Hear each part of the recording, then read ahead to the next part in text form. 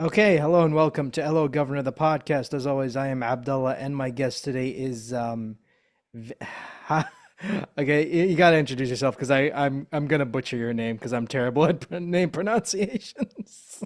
Hi, everybody. I am Veena Sood.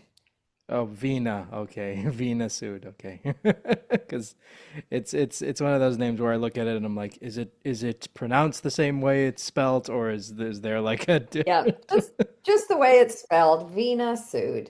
So first question is the obvious one. How did you get started and what made you want to get into acting?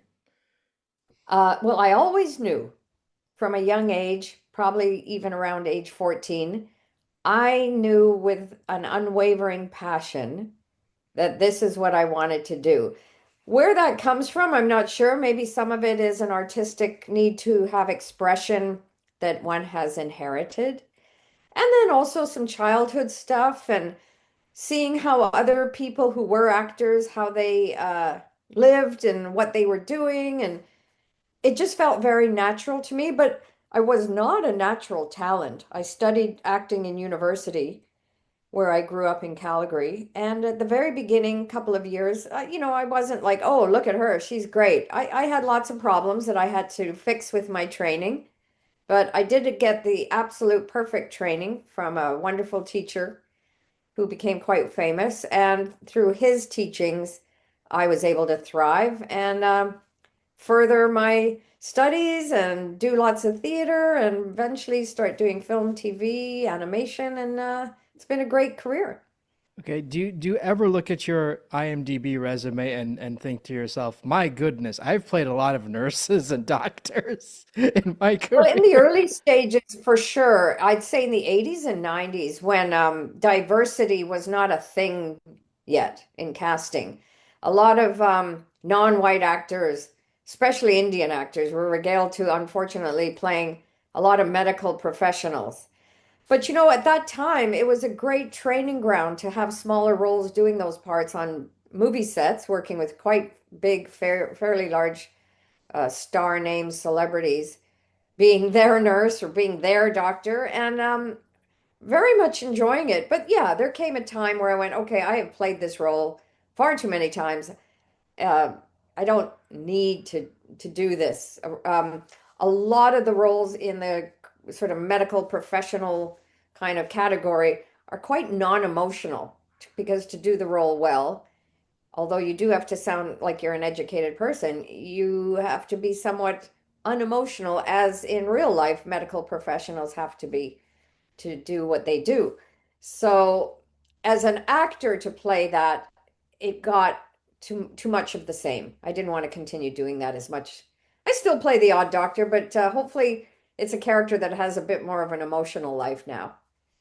And seeing as you played a lot of medical professionals during your early career, do you, do you still get that inkling where you're like, did you pick up any medical jargon that you use in your everyday life now? Well, I come from a long lineage of medical professionals, grandparents, parents. Mom was a nurse, dad doctor, uncles doctors.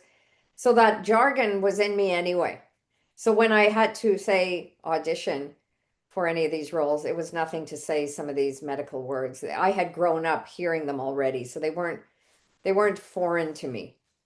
Oh, so there was never a case where you're on set and you're like, oh, and then you don't know what you're saying. You're like, you were always that person who's like, well, actually, the medical term is actually this, not that. Somewhat. Most of these sets, if there is a large part of the story that does require medical kind of accuracy, they will always have a technical consultant who is a professional medical person. And a lot of these people now work strictly for the film industry. They may be ex-nurses or former, doctors or something in the industry who are very adept at being a consultant on the day to say, you would actually do that this way, or this procedure, you would do this. And they do understand it's TV or film and there's some license for dramatic change, but for the most part, the actor is taken well care of in that regard. And how did you get involved in voiceover? Was that like a natural transition, or was that something that that you stumbled across upon? A little bit of both. When I was younger and studying, I was working with a man named Keith Johnstone, who is a worldwide known guru of improvisational theater. And we started a theater company in Calgary, Alberta called the Loose Moose Theater Company. And this was an improv theater. And back then, nobody did improv. Nobody. It was never used as a performance technique. In those shows, and I was like still a teenager and I was with them for many years. We would have to do lots of scenes where it involved voices that were not our own voice, putting on dubbing another voice or putting on a character's voice that was quite extremely different from one's own voice. And that's where I learned how to do crazy voices and felt very comfortable with doing really crazy, fun, different voices that was a voice quite different from myself. So when I started getting animation work, it was so fun and seamless to just flip into one of these other voices and try it without thinking, oh, I have to do a lot of research and understand how to do another voice. It was already there. And how did you get involved in My Little Pony? I auditioned for it and I got a part. They record the show. Well, the initial few seasons of the original show was recorded here in Vancouver, where I live.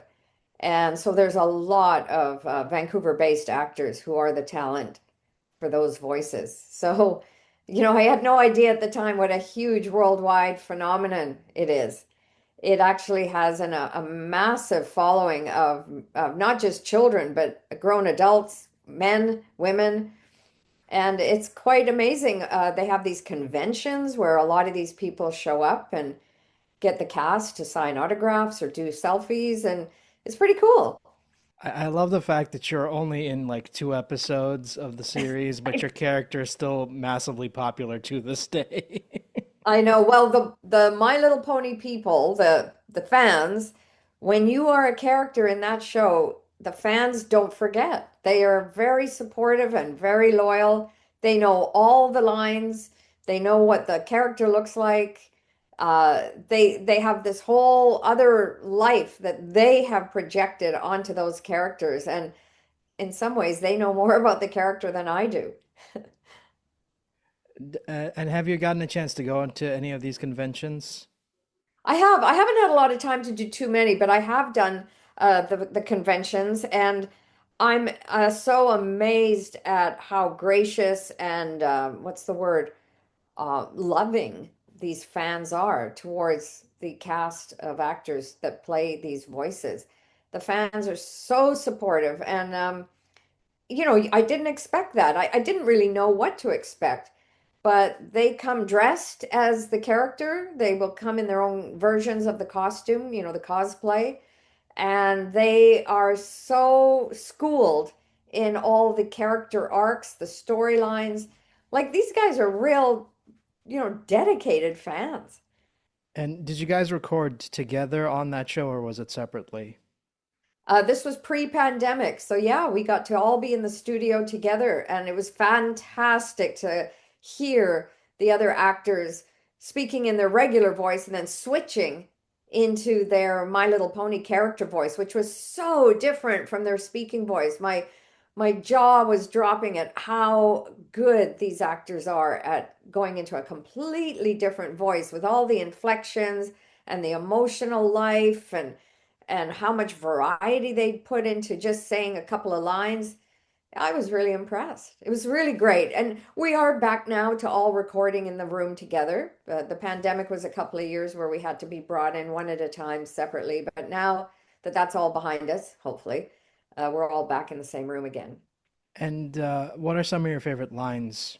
Oh boy, I honestly wouldn't remember, but I've done so many animations, so I've got a ton of lines and characters, but a little harder for me to remember sort of certain lines only because with animation, you don't have to memorize the lines the way you do for on camera. So when you haven't had to memorize them, they're a little easier to forget. Whereas if I've memorized lines, they're in there for a long time. But does it feel weird, like, going to these conventions and seeing like people know more about your character than you do? It's like, okay. You know what? At the beginning, it did feel weird. I was like, wow, people get a life. But then, I thought about it. This is no different from the way fans of sports teams are. They wear the hockey jerseys or the football jerseys. They sing the songs, they put makeup stuff on their faces. They get really into it and they have their own community that they celebrate the wins or the losses together. That's just who we are. We love heroes as people and we love to put people up on a pedestal and think of them as a hero. So I think it's fantastic that we get all this support from the fans. And does it feel weird, like, knowing that the show is like 15 years old this year? Like, it doesn't feel weird, like it's surreal, honestly, for me. Well, like I said, you think about films or sports teams that are many, many, many years older. And the fandom is just as strong for some of these projects. The fandom is even growing with some. I've got a friend, she had a small, tiny role in the original Lord of the Rings movie, and she's still flying all over the world doing Lord of the Rings conventions. The fans know her character. They're huge in Germany, and she loves it. So in the same way, I have a couple of other friends who are professional athletes, and they show up at these athlete kind of signing autograph events. And even though they're no longer playing the sport, the fans have not forgotten about them. So I think it's just kind of part of life when people, if they really enjoy you in whatever the profession you're in, they continue to celebrate you. And out of all the characters you've voiced, which one would you say was the toughest? The toughest. Well, in some ways, I can't say for one for sure, but in some ways, playing my own normal voice is harder because the seduction of wanting to put on a specialized separate voice is so fun. And sometimes that's not what the character requires. The reason I got the part was because they like Veena's voice as Veena sounds. So sometimes that is a little more difficult because you have to just stay in your own lane and not put on a goofy voice of any kind, even though the temptation, of course, is always there. And do you watch any of the stuff you've worked on, or can you not stand listening or watching yourself? Oh yeah, no, I watch it. I mean, I'm not crazy about watching all of it. Some of it is, it's cringy for me because I look at the work from a very different point of view from the average person. We are very highly critical of our own work, and I'll watch myself doing some TV show or playing a character, and I'll be thinking, that was a false moment. It wasn't real. It wasn't truthful. And now I can see why.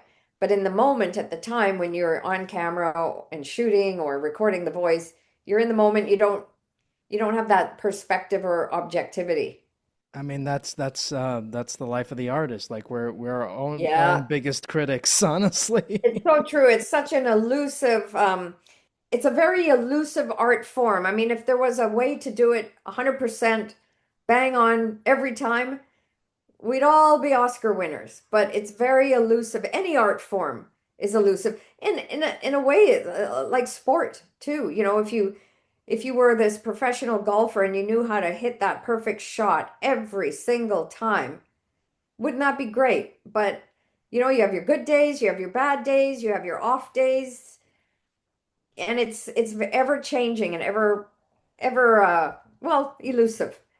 But that's what makes it such a wonderful challenge and a lifelong ambition to striving for the perfection of that.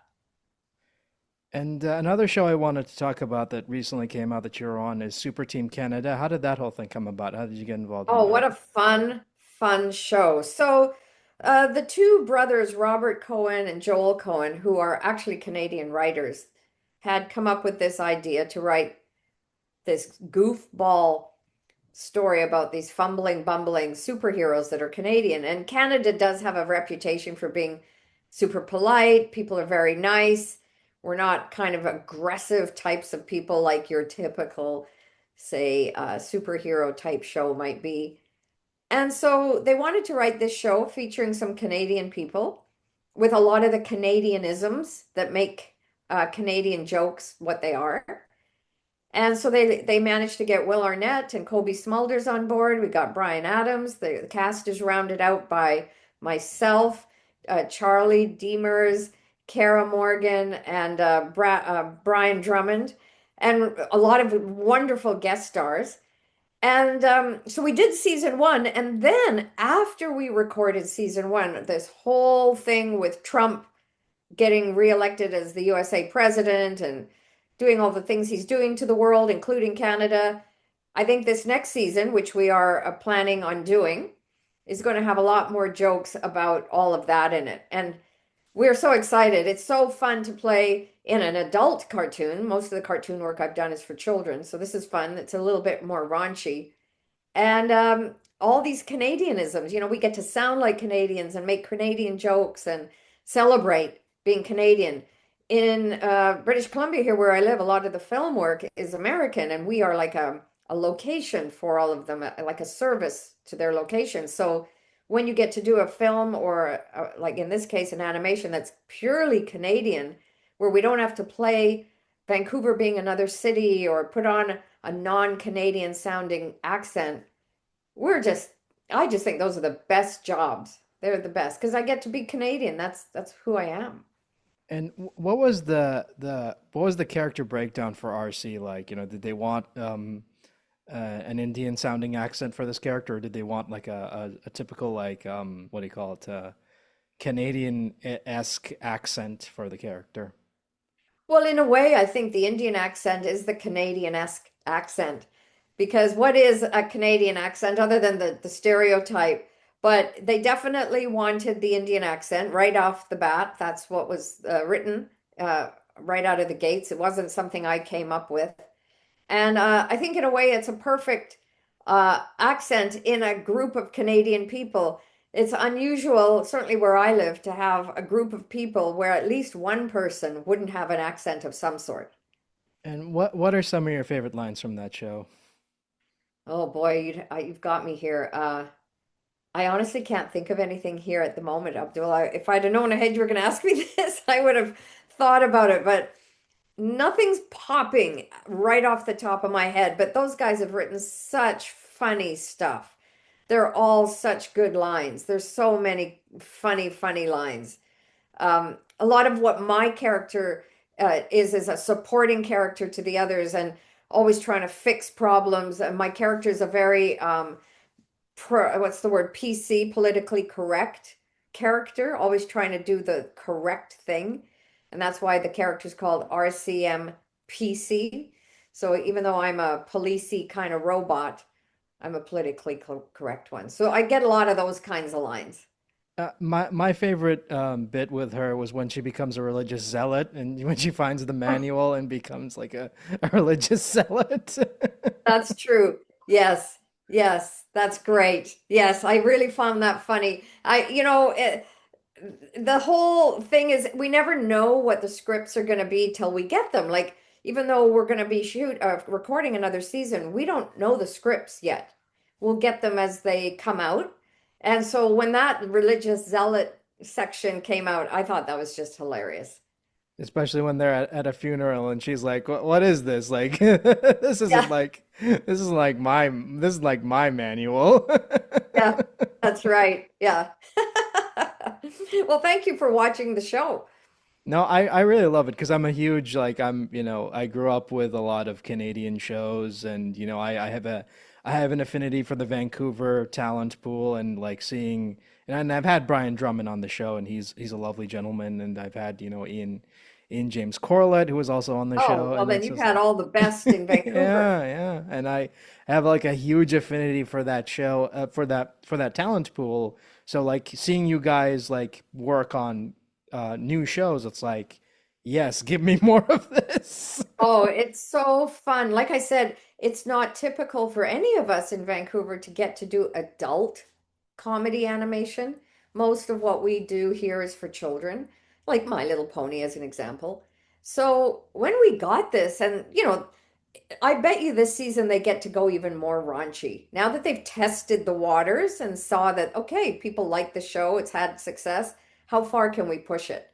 But I think my favorite character has to be Poutine. Like he's just everything he Oh, says and does brilliant, brilliant. and so inappropriate and gets away with it.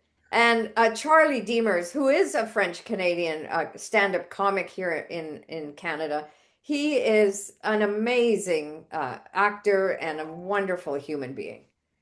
And did you guys record together on that, or was that separately?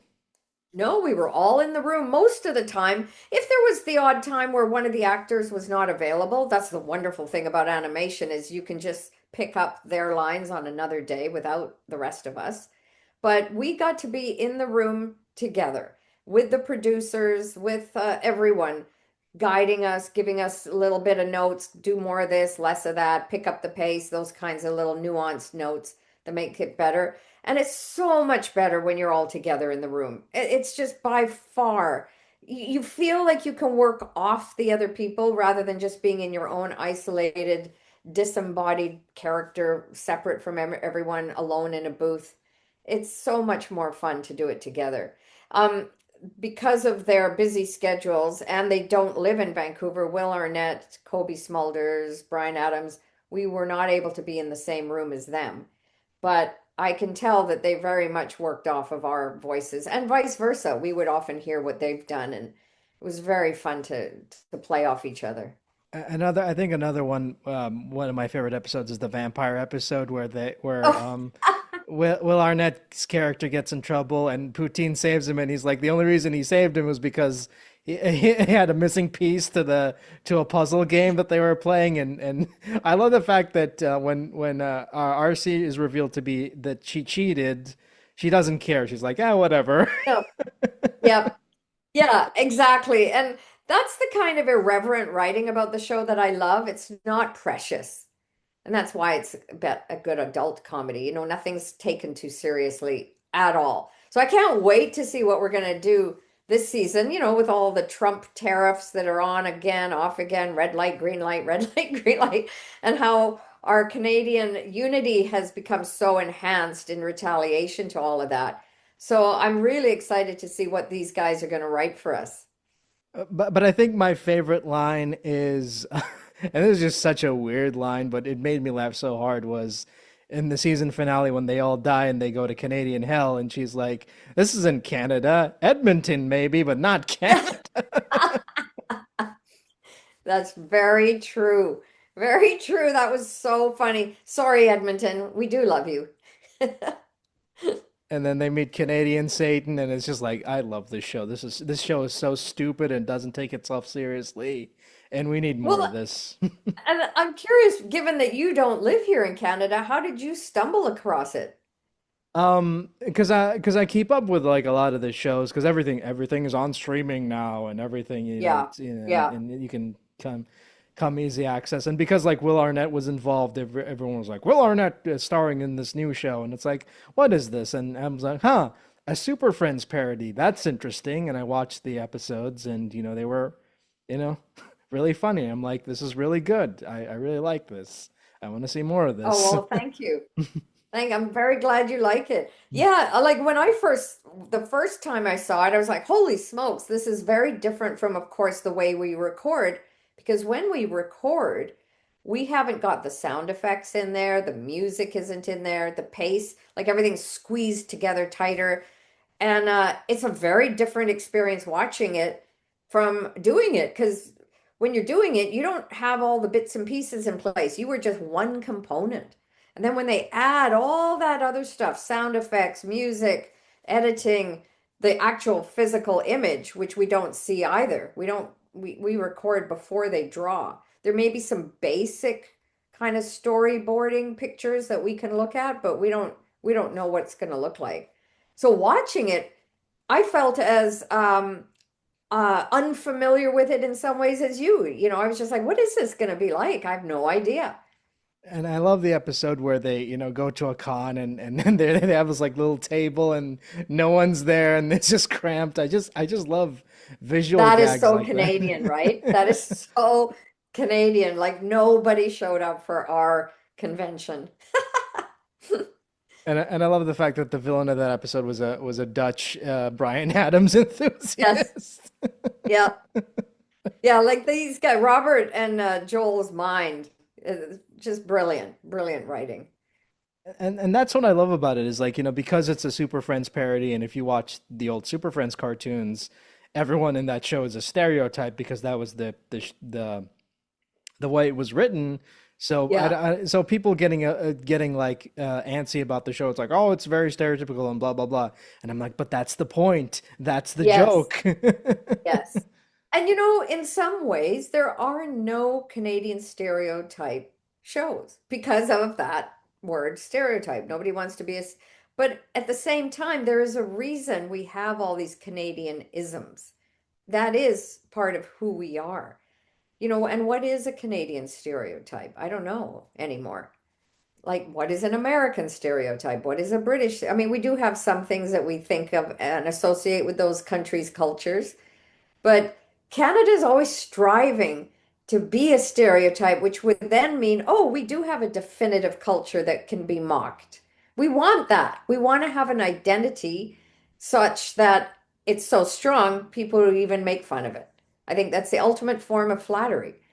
Yeah, and I love that the show is unapologetic about being a Canadian show and just getting Canadian talent and getting Canadian writers and just being like, hey, we can do the same stuff that the our American counterparts are doing, and it's like, Yeah. yeah, we need more of this because I'm like a huge proprietor of like, hey, the Vancouver talent pool is great.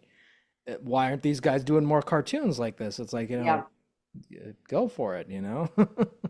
Well, and everything you just said, Abdullah, it's so true. Like I've been hearing that for the whole time in my entire career.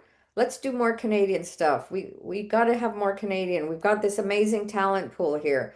And it is unfortunate that we continue to feel we have to leave our country to get the necessary recognition in order to come back.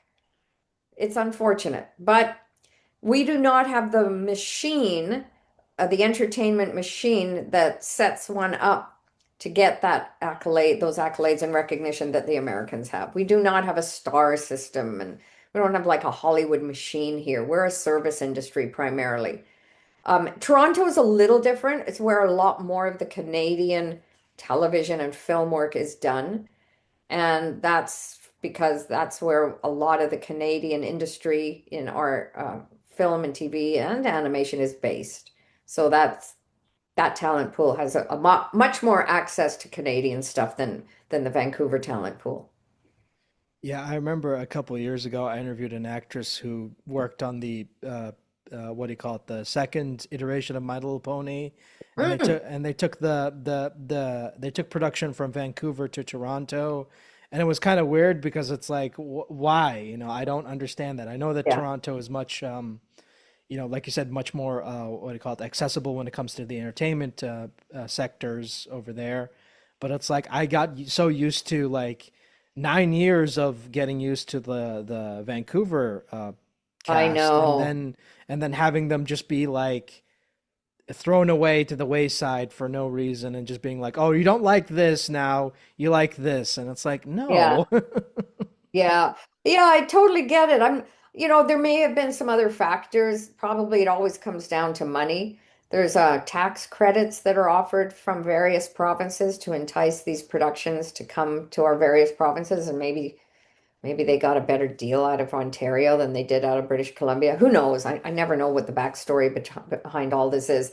But that's not just for animations. You often will see a show where the pilot episode or the first season is in one province and then it gets renewed and or picked up and then the entire production moves to a different province. And you always wonder, well, what was the reasoning behind that?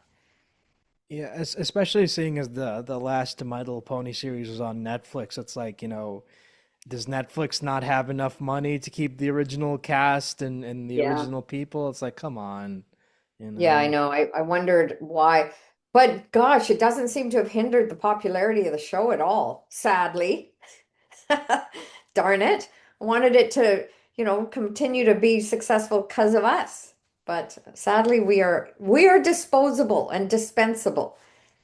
I mean, I say this to every actor, every Vancouver-based actor that I have on the show. I say like, you guys must be very thankful for My Little Pony because it kept every actor in the Vancouver area employed for 9 years. Yeah, yeah, it was a very popular show to be a part of. And like I said earlier with you, if you did one episode, one scene, the fans know you for life. I could probably join some of these wiki fandom sites and have nonstop offers to come and visit and sign autographs and do selfies. And I was only in, I think two or three little episodes, I think. That's it. Yeah, but people remember your character, and I still to this day Yeah. I still see Yeah, people posting fan art of your character, and it's like, I know. my goodness. Yeah. Yeah, it's wild. And they don't really even need to have it be run by me.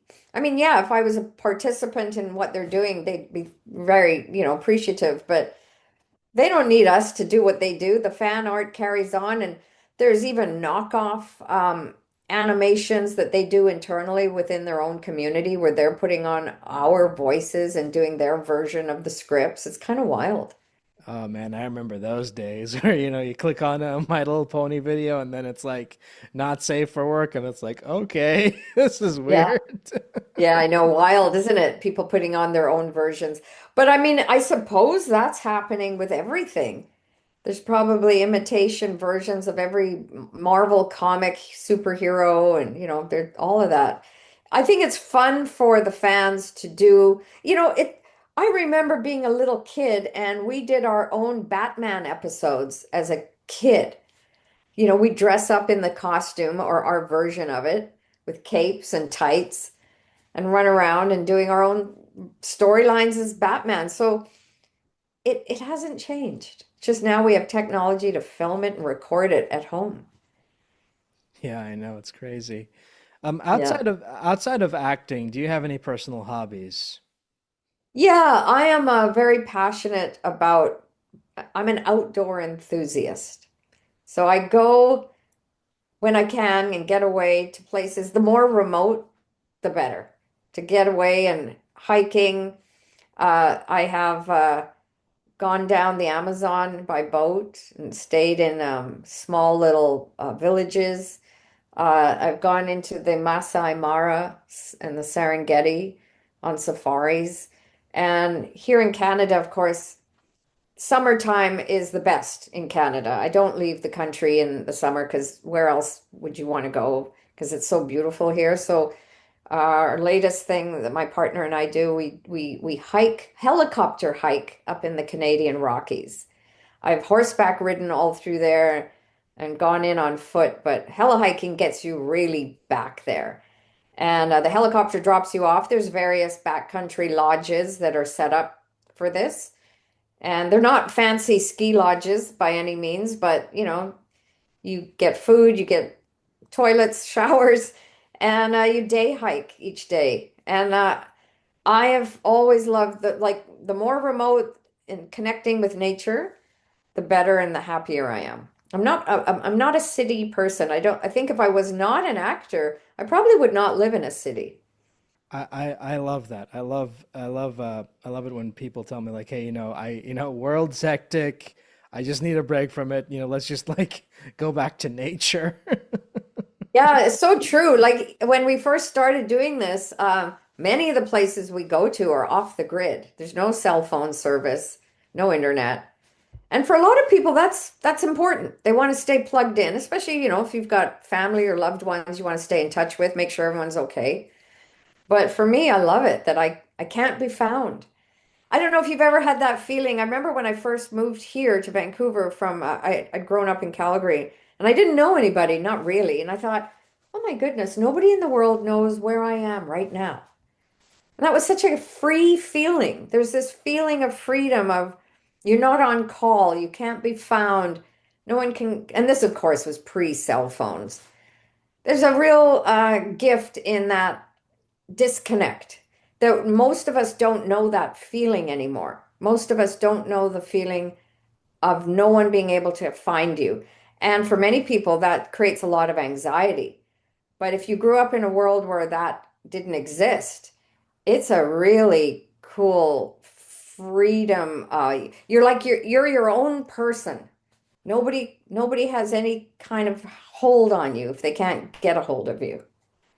Yeah, no, I totally agree. I think that, the problem with the world nowadays, and this is me sounding like an old fart, but I don't care. Like, I feel like it's great that we're connected with each other and we can have these conversations with people around the world, but at the same time, it's like it's made us, I think, dumber and stupider, and I think that, sometimes we just need to like, take a break from it because I get like frustrated. I'm like, I just can't, I just like look at the state of the world right now. It's like I just can't, I need Totally.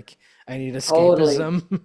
Yeah, I had to, I never used to be like this. My father, he used to always encourage us to watch the news. He felt it was really, really important for our education to watch the news. I find it really difficult now to watch the news. I don't want to have those images in my head. And not to say that these atrocities weren't going on when I was younger, but I was disconnected from the importance of it then. And now I just find it difficult.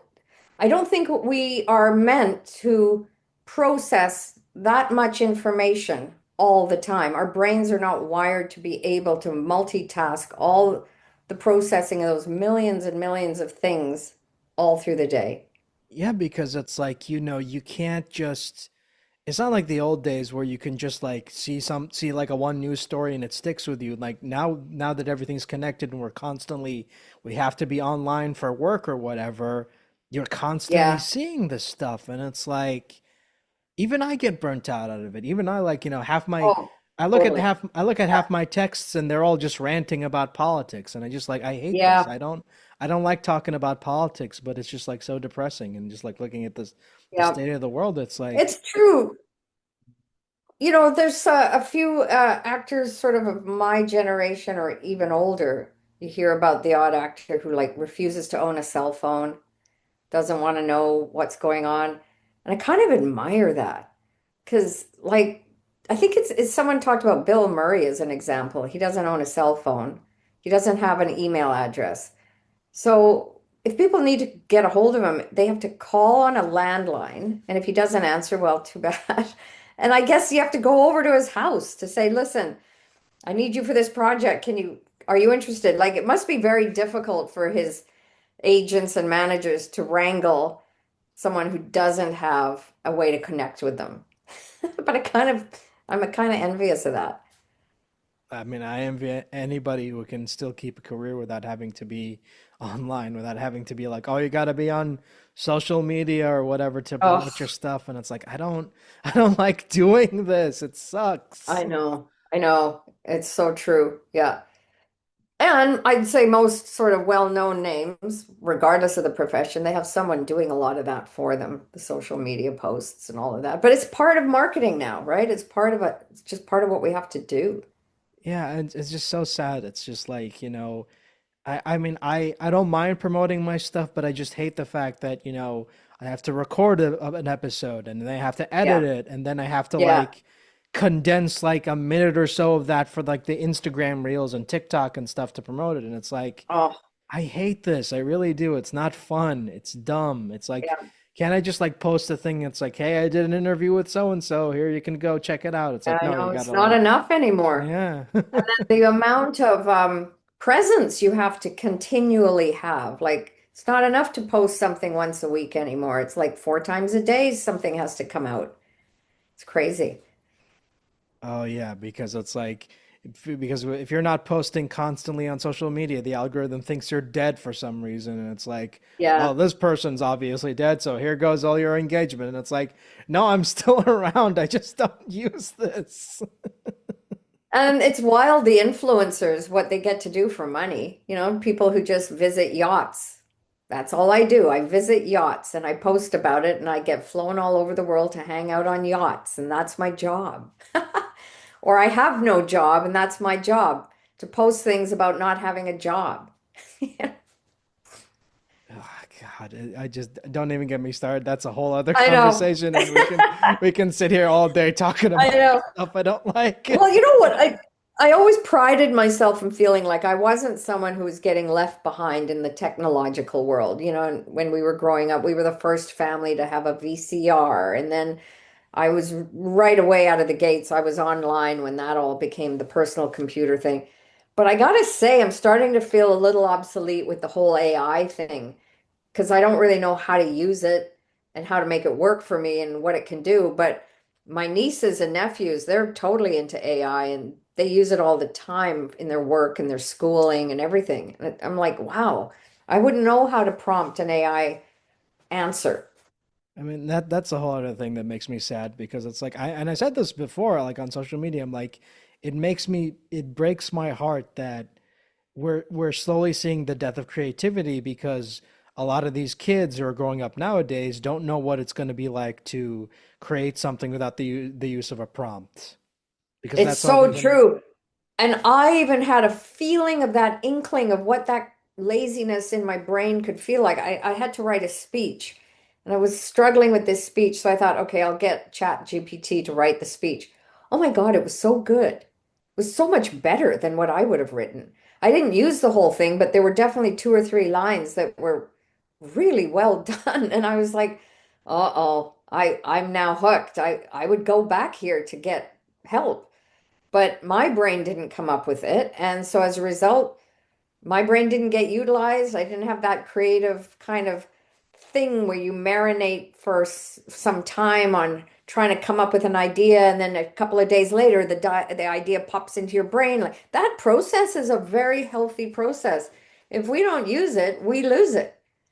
God, someone accused me on social media of being like a boomer because I complained about an AI kids in school needing an AI prompt for homework. I'm like, "Ah, God, this is just like I know. And they're not supposed to use it, but my nieces confessed, oh yeah, we use it all the time. Wow. God, I feel, and again, I feel sorry for the educators because now they have to like spend in their entire lives looking at papers and spending countless hours being like, is this AI or did the person write this? Because it's just so dumb, and I Well, just and hate it. even doing interviews like we are doing right now. Now there's all of this concern about your voice, your image, my voice might can be lifted, copied, reinterpreted, reproduced into another interview altogether that looks like you and I did this. Like I just don't like the world we live in. Yeah, I it's a bit like scary, but you can't focus on that, right? We got to focus on doing the good work we do and furthering that into the community and doing your small part and hopefully that little tiny bit makes the world better. That's all we can do. Every one of us have to do that, and we're obligated to that. I just feel that that's so important to stay connected to that. seeing as you've been acting for goodness knows how many years now. What do you think your legacy will be? What do you think your legacy will be like? Will be. Sorry, I cannot talk today. Yeah, well, that's a really great question. When I was young, there's this young thing that happens when you're becoming an actor. You go, "Oh man, I might get rich, I might get famous," and that feels kind of important to you back then. But that really never ever was the reason I act. I act because I love it. But I also remember why I started acting, and that was because the way that good acting, when I watched it, how it would make me feel and it would uplift me. Good roles that would take me out of myself, away from my worries. Good acting that lifts you up and takes you into a much better place where you leave the theater or the film in a better state than you went in. And it comes all the way back to that full circle where I want now I don't think I'll ever retire, but in the last, say, remaining years of my life here, I really want to hopefully have a few roles where I do that, where the writing and hopefully the way I can honor the writing delivers a performance that really uplifts people and makes the world just that tiny little bit better of a place for somebody. If I can do that, I die happy. I can't even believe I'm talking about it like I'm a 95-year-old, but that is important to me now. I mean, with AI being a thing and all this other and what was it, the strikes that happened a couple of years ago? Like acting is like, it's not a guarantee anymore. And people No, who are no, it lucky enough, isn't. and people who are lucky enough to do it, especially for as long as you have, are just like a diamond in the rough at this point. Yeah, well, I feel fortunate. I came from that era. We called our actors like me a journeyman, meaning you would do all different kinds of things. You would do some theater, some film, TV, you do a voiceover, maybe you do some commercials, you go back to doing theater, you crossed back and forth in and out of all these various platforms and mediums. And what I see too much of now is everybody's just doing one thing. And they're doing very well at it, many of them. But I believe in cross training. Like, if you want to be a really good soccer player, you've got to do other types of sports as well. Tennis players don't just train by playing tennis. They do all the, sprints and weightlifting and all sorts of other things. And I think acting has to be the same. It's really healthy for your brain and your body to do all kinds of cross training and be able to perform in all kinds of mediums. But I think, like you said, that's a rare thing now. It's mainly because the world has changed and we're not required to have to know how to do all that. But I got to say, it's way more fun of a career if you can do other things inside that medium, inside that profession, rather. Yeah, you have to be versatile, and I kind of miss the days when, looking back at other actors and being like, oh, they could be able to do this, that, and all this other stuff. Nowadays, it's just like, I only do voiceover, I only do on Yeah. camera, I only do this, and I'm like, boring. Yeah. And it's funny, I think for the actor friends of mine that live in Los Angeles and in that world, they tend to get a little bit more pigeonholed down there. Because up here we are a service industry, we seem to have access to all the different mediums a bit more. Whereas down there, if you get known as comedy TV guy, then that's all you'll get offered is comedy TV guy. You won't get sort of thought of to be maybe this serious dramatic scene might be a nice thing, or try to do this animation, or it's a bit more accessible up here to try different things. I mean, variety is the spice of life, as the old saying goes. Yeah, yeah, and it's more fun. And I think I like to be a busy actor, so I like to be available to try different things. And before I wrap this up, because we're coming up on time here, and I know that you're, a very busy woman, and so before I wrap this up, can you give us an update on what you're currently working on, and where can people find you online? Gosh, well, hopefully I won't get sued for saying this, but I haven't been told I can't say it. There is a new TV series. I'm not allowed to say what part I'm playing, but there's a new show coming out that's being shot in Vancouver called Trinity.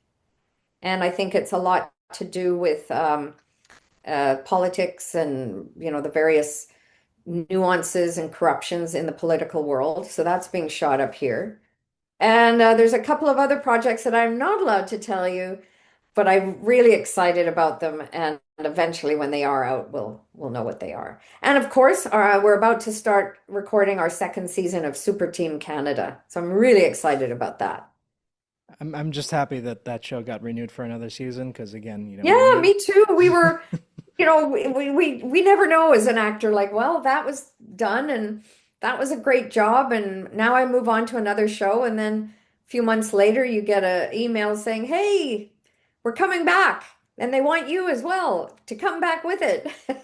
That's such a great bit of news all the time. thank you so much for taking the time out to do this. I know that this was a nightmare trying to get our schedules to work, but I we. really appreciate it. And thank you for being such a gracious interviewer, and how nice to get to know who you are too. So thank Yeah. you. And I would love to have you on when more stuff clears and we can come back and talk about that stuff and all Absolutely. Feel that. free. Please stay in touch and let's do another one. That would be Yeah. fun. I'll Uh, I'll see you maybe on the other side of these next couple of projects and we can talk more about those. all right. Take care. Have a good one. Thank you, Abdullah. All Bye right, bye. take care.